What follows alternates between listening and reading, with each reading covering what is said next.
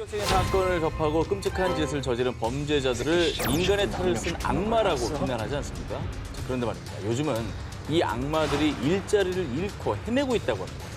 바로 이 악마보다 더한, 흔히 말하는 악마마저 손절할 그런 특종은 악마를 실업자로 만든 자들 19입니다.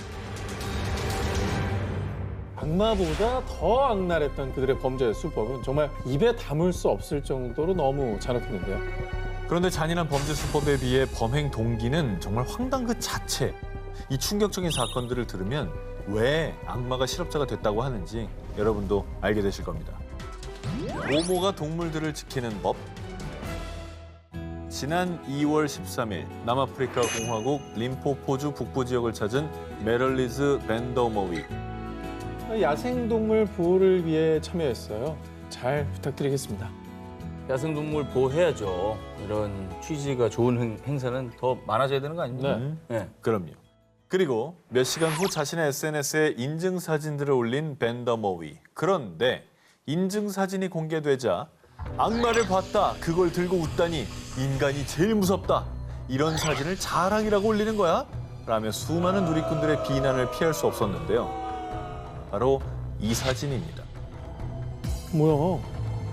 에? 저 뭐야? 이 사진은 사냥한 기린에게서 꺼낸 심장을 들고 해맑게 웃고 있는 사진이었습니다. 아니 왜 저렇게 뭐 웃으면서 저거 올릴 사진이에요, 저게?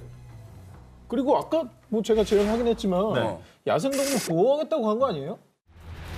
사실 벤더머위가 참여한 건 가이드에게 돈을 지불하고 야생동물을 사냥하는 일명 트로피 사냥이었습니다. 벤더머위는 악명 높은 트로피 사냥꾼으로 지금까지 사자와 표범, 코끼리 등 무려 500여 마리의 야생동물을 사냥해 왔습니다. 그런데 논란이 커지자 벤더머위는 뻔뻔하게도 자신을 비판하는 이들을 향해 트로피 사냥은 야생동물 보호를 위한 기금 마련은 물론이고요. 나이든 동물들을 제거해서 개체수 유지하는 데 도움을 준다고요. 야생동물을 죽여서 보호하는 기금을 마련하겠다고요. 무슨 소리야. 자연은 자연을 또 맡겨둬야 되지. 이걸 우리가 개입해서 또 총을 들고 간다는 게 말이 됩니까? 그리고 환경보호론자들과 동물보호단체에선 트로피 사냥은 야생동물 보호를 위한 게 절대 아닙니다. 오히려 생태계를 파괴하는 행위죠. 그리고 사람들은 악마 같은 행동을 하고도 뻔뻔한 태도를 보인 그녀를 향해 여전히 비난을 퍼붓고 있습니다. 동물들은 수집하는 트로피가 아닙니다. 그리고 생태계에 간섭할 권리는 우리 인간 그 누구에게도 없다는 사실 제발 깨닫길 바랍니다. 친구에게 선물한 모모 텀블러. 2020년 9월 대만 자이시 고등학생 헌우의 어머니는 딸이 다니는 학교에 찾아와 학교 측에 간절하게 호소했습니다. 이건 단순 싸움이 아니라고요. 학교 폭력 그 이상 악마들이 벌인 심각한 범죄입니다. 가해 학생들은 특별한 이유 없이 싫다라는 핑계로 헌우의 물건을 함부로 취급하는 등 이 헌우를 괴롭혔는데요. 이에 참다 못한 헌우가 선생님에게 피해 사실을 얘기했고요. 이에 가해 학생들은 반성은커녕 헌우가 고자질을 했다며 앙심을 품고 그녀를 더 괴롭히기 시작했습니다. 이러면 걔 죽을 수도 있겠지. 괜찮아. 우리 아직 어려서 처벌도 안 받아. 그날 이후 헌우는 갑자기 구토와 설사 등의 증상이 끊이지 않았고요. 얼마 지나지 않아 몸무게가 무려 8kg이나 빠졌습니다. 근데 어떻게 8kg이 빠져요? 얼마나 괴로웠으면 저랬을까? 무슨 짓을 한 거예요? 가해 학생 중 한 명의 양심 선언으로 알려진 충격적인 사실. 평소 헌우가 사용한 텀블러에 붕사를 탔던 겁니다. 붕사는 보통 세제, 방부제 등에 사용되는 화학물질인데요. 사람이 장기 섭취 시 심각한 중독과 장기 손상까지 일으킬 수 있는 위험한 물질입니다. 피해 학생인 헌우는 아무것도 모르고 어머나. 3개월 동안이나 붕사가 든 물을 마셔왔던 겁니다. 내 몸이 3개월? 내 몸이 왜 일어나 있을 거 아니야. 그래 이게 8kg에 빠진 거잖아요. 더 소름 돋는 사실은요. 이 일을 벌인 가해 학생들은 우리 곧 장례식 갈 수 있겠는데 한 달이면 죽겠어. 자신들이 법적 처벌을 받지 않는 나이임을 알고 더 과감하게 이런 끔찍한 짓을 벌였다고 합니다. 하지만 알려진 바에 의하면 이 가해자들은 헌우를 괴롭힌 벌로요. 고작 다른 학교로 전학 가는 것에 그쳤다고 합니다. 퇴학만 시켜도 분노할 판에 지금 전학을 시켰다고? 어리다는 무기를 이용해 아무 죄책감 없이 친구를 죽이려 한 파렴치한 범죄자들. 언젠가는 본인의 행동에 책임져야 할 날이 올 겁니다. 그녀는 왜 현대판 모모가 됐을까? 미얀마에서 3살 아들을 키우던 23세 여성 피앙 응가이돈. 가족을 부양해야 했던 응가이돈은 돈을 벌기 위해 2015년 5월 미얀마에서 싱가포르로 향했고요. 경찰관인 케빈 첼밤과 가이아티리 무루가얀 부부의 집에 가사 도우미로 취직했습니다. 아, 불안해. 그런데 그녀가 일을 시작한 지 1년이 조금 지난 2016년 7월 응가이돈이 사망하는 충격적인 사건이 발생했습니다. 부검 결과 응가이돈의 몸에서 31개의 흉터와 47개의 외상을 발견. 강도가 들었나요? 이게 너무 잔혹한데. 너무 안타깝네요. 어린 나이에 저렇게. 수많은 타살 의혹의 수사를 시작한 경찰. 그리고 다행히 집안 곳곳에 설치돼 있던 CCTV 안에 사건의 진실이 담겨 있었습니다.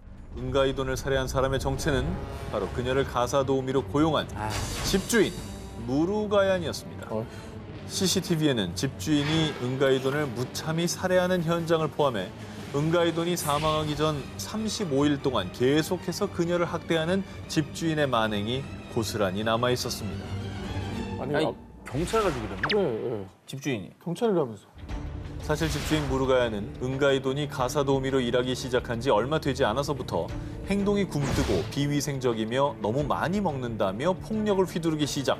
게다가 야, 너 허튼 짓 할 생각하지 마. 그리고 화장실 갈 때도 문 열어놓고 샤워할 때도 열어둬. 그리고요, 찬물을 끼얹거나 뜨거운 다리미를 던져 화상을 입히는 등 가학적인 폭행을 일삼았습니다. 고문한 거네, 이건. 살인 미수 아닙니까? 왜 저러는 거예요, 도대체? 집주인의 모진 학대와 폭력 속에서도 고향의 가족들을 생각하며 꿋꿋하게 버틴 응가이돈. 하지만 그녀는 2016년 7월 무루가얀과 무루가얀의 어머니에게 몇 시간에 걸쳐 폭행을 당하다 결국 24살의 젊은 나이에 숨을 거두고 말았습니다. 그리고 가사 도우미로 일하는 내내 식사조차 제대로 하지 못했던 응가이도는 사망 당시 몸무게가 24kg에 불과했다고 합니다. 24살 어엿한 성인이었는데 말이죠. 이건 뭐 학대를 얼마나 했으면. 근데 저렇게 학대를 당하고 힘들고 당장이라도 뛰쳐나가고 싶은 생각이 들 때도 가족 생각이 있었을 거예요. 조금만 참자, 조금만 참자. 이 사건에 싱가포르 검찰은 이토록 사악하고 완전히 비인간적인 방식으로 사람을 대한 극악무도한 사건이라고 대분노. 무루가얀에게 과실치사 등 28가지 혐의로 종신형을 구형했지만요. 그녀의 변호인단은 무루가얀이 당시 우울증을 앓고 있었고 그만해, 우울증 좀. 강박성 인격장애 진단을 받았다고 주장하며 가명을 요청했다고 합니다. 정나에 고용한 본인의 가사 도우미고 이 직업을 가진 사람입니다. 노예가 아니거든요. 지금이 어떤 중세시대, 뭐 고대시대도 아닙니다. 정신 차려야 돼요, 이거. 진짜. 정신이 돌아올까도 참 의문이네요. 지난 3월 미국 캘리포니아주 중부 법원에서 40대 남성 알리 엘메젠에게 징역 212년이 선고됐습니다. 212년이요?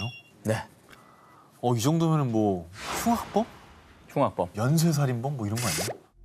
사건의 발단은 2015년으로 거슬러 올라갑니다. 스라에 세 아이를 둔 아빠 엘메제는 막내를 캠프에 보내고 당시 8살, 13살이었던 아들 2명과 아내와 함께 차를 타고 이동 중이었습니다. 그런데 여보, 우리 아이를 좀 살려줘요. 엘메젠 가족이 탑승한 차가 바다에 빠지는 사고가 발생. 당시 엘메젠과 아내는 가까스로 목숨을 건졌지만요. 카시트에 묶여있던 두 아들은 안타깝게도 사망하고 말았습니다. 그런데 알고 보니 이것은 아빠 엘메젠의 계획적인 자작극. 엘메젠이 일부러 사고를 일으켜 이 자폐증을 앓고 있던 두 아들을 살해한 것입니다. 엘메젠이 이토록 끔찍한 짓을 벌인 이유, 바로 보험금 때문이었습니다. 경찰 수사 결과 밝혀진 놀라운 사실, 아빠 엘메제는 2012년 7월부터 불과 8개월 사이에 가족들 명의로 8개의 생명보험에 가입, 연소득의 5분의 1을 생명보험료로 내고 있었던 겁니다. 에휴, 누가 봐도 이건 보험을 가입해서 타내기 위해서 그렇죠. 계획 범죄를 저지른 겁니다. 아, 그럼 와이프는 이거 동참한 거예요? 아내는 남편 엘메젠의 끔찍한 계획을 일치 몰랐습니다. 사실 엘메젠은 사고 당일 아내도 아이들과 함께 죽을 것이라 예상했는데요. 계획과 달리 아내가 생존하자 이번에 또 다른 범죄를 계획했습니다. 엘메젠은 보험금을 독식하기 위해 아내의 신분을 도용하고 아내 명의의 수표는 자신의 개인 계좌로 이체, 보험금 26만 달러, 한화 약 3억 원을 가로챘습니다. 그러니까 와이프까지 다 죽이고 내가 다 받겠다 이런 생각을 하는 나 혼자 계획한 거니까. 진짜 사이코패스다. 정말 악마. 이건 사이코패스. 정말 기막힌 건 엘메진이 친아들을 죽여서 가로챈 돈으로 사들인 게 부동산과 보트였다는 사실입니다. 자, 그런데 말입니다. 이후에 체포된 엘메진은요. 아니, 제일 후회되는 건 경찰에 잡혔다는 거예요. 처벌의 의미가 없네요. 아무 의미가 없죠. 남겨진 아들이 너무 불쌍해. 앞으로 저런 어떻게 의미가 살아?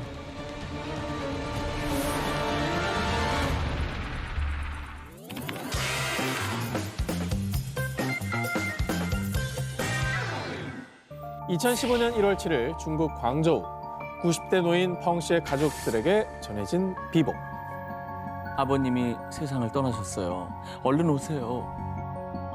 펑 씨가 숨을 거두었다는 요양보호사 천이핑의 연락이었습니다.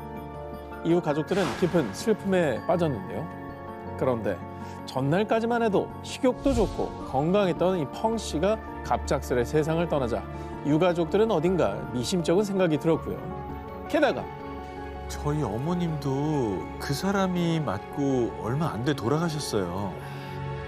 장례식장을 찾은 친척의 결정적 증언으로 가족들은 해당 사건을 공안에 신고, 이후 펑 씨의 사망 직후 사라진 한 사람을 긴급히 체포했습니다.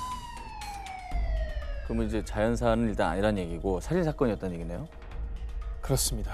펑 씨 살인 사건의 용의자는 펑 씨 사망 하루 전부터 펑 씨를 돌보던 요양보호사 천이핑이었습니다. 그리고 체포 직후 그녀가 털어놓은 충격적인 진술. 하루라도 더 빨리 월급을 받으려고 내가 그 노인네 죽였어요. 그 월급을 빨리 받으려고 노인을 죽여요? 사람을 죽여? 공안 조사 결과 천이핑은 전문 자격증도 없던 가짜 요양보호사였습니다. 그녀가 서명한 계약서에는 근무 한 달을 다 채우지 않더라도 한 달치 임금 전액을 보장받는다라는 내용이 명시되어 있었던 겁니다. 일 들어가려고 죽인 거예요? 그렇습니다. 천이핑은요, 하루라도 빨리 월급을 받기 위해서 펑 씨를 맡은 지 겨우 17시간 만에 목을 졸라 살해. 그러고는 뻔뻔하게 가족들에게 사망 소식을 전한 뒤 월급을 챙겨 유유히 사라졌던 겁니다. 환자를 맞자마자 그러면 몇 시에 죽이지? 이 생각을 하고 있었던 얘기죠. 그렇죠. 한 달 안 채워도 받을 또 받으니까. 근데 아까 이 사람이 맡았던 다른 어르신도 돌아가셨다 그랬잖아요. 그렇습니다. 가짜 요양보호사 천이핑이 펑 씨를 맡기 전 펑 씨의 친척 노인 두 분을 담당했었는데요. 그들 역시 천이핑이 맡은 지 불과 하루 이틀 사이에 사망했었던 겁니다. 그런데 당시에는 살인 사건이 아닌 노인들의 단순 급사로 마무리됐었던 거죠. 자, 그리고 더 충격적인 건요. 그녀가 노인을 살해한 뒤 받은 월급은 3,000위안, 한화로 약 50만 원 정도였다는 겁니다. 고작 50만 원 때문에 한 사람의 소중한 목숨을 빼앗은 거네요. 그리고 지난해 법원은 고의살인죄로 천이핑에게 사형을 선고, 지난 1월 30일 사형이 집행됐습니다. 당신은 인간의 자격조차 없는 악마 그 자체입니다. 악마를 실업자로 만든 자들 19, 저 한 기자의 1위 후보 공개합니다. 2021년 2월 28일 미국 오하이오주에 위치한 한 경찰서에 아이가 사라졌다는 실종 신고가 접수됐습니다. 당시 경찰서장은 사건 경위를 조사하기 위해 신고자들에게 아이의 마지막 모습에 대해 물었는데요. 그러자 자신이 엄마라고 밝힌 브리테니 고스니는요. 저희는 집에 있었고 아이가 혼자 공원에 간다고 나갔는데 사라졌어요. 그리고 엄마 고순이의 남자친구라고 밝힌 제임스 해밀턴은 이렇게 답했습니다. 글쎄요, 제가 마지막으로 본 게 언제였더라?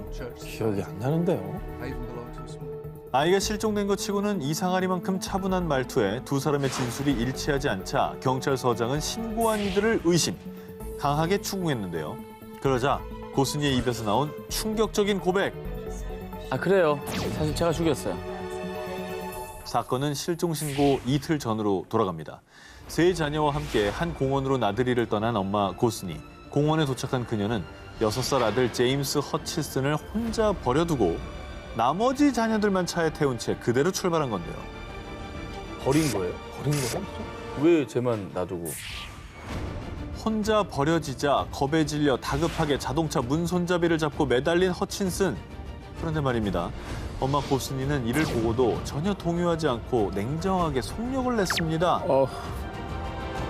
결국 허친슨은 자동차에 매달린 상태로 끌려가다가 도로 위에 내팽개쳐졌고요.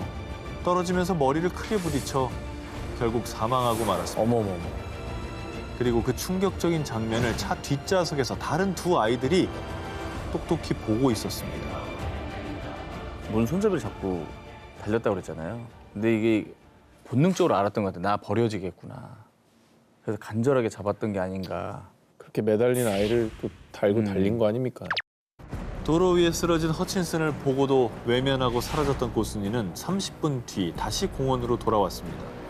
사망한 아들의 흔적을 없애기 위해서요. 다음 날 새벽 남자친구인 해밀턴과 함께 아들 허친슨의 시신을 강에 유기했습니다.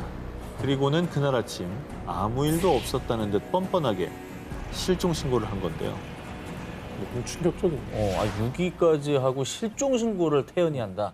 야, 이거는 뭐 부모 자격을 떠나서 인간이길 포기한 사람이다. 인간 자격이 없는 거죠. 아니 근데 아들을 왜 죽인 겁니까? 아들을 죽인 잔혹한 엄마 고순이. 하지만 그녀는요. 남자친구가 애들을 버리라고 시켰다고요. 남자친구가 시켜서 한 짓이라고 주장. 게다가 나머지 두 자녀도 유기할 계획이었다고 하는데요. 이런 끔찍한 짓을 저지르고도 후회하지 않는다는 태도로 일관. 결국 고순이는 살인, 과실치사, 사체 유기, 증거 조작 등의 혐의로 구금된 상태라고 합니다. 남은 두 자녀들 역시 충격이 이만저만이 아닐 것 같습니다. 정상적인 사고를 못할 것 같아요. 차 안에서 엄마인 고순이의 범행을 고스란히 모두 지켜봐야 했던 두 자녀는 현재 보호시설에서 심리치료와 보살핌을 받고 있다고 하고요. 경찰은 고순이가 허친슨의 시신을 버렸다고 진술한 강을 샅샅이 수색했으나 안타깝게도 아직까지 허친슨의 시신을 찾지 못했다고 합니다.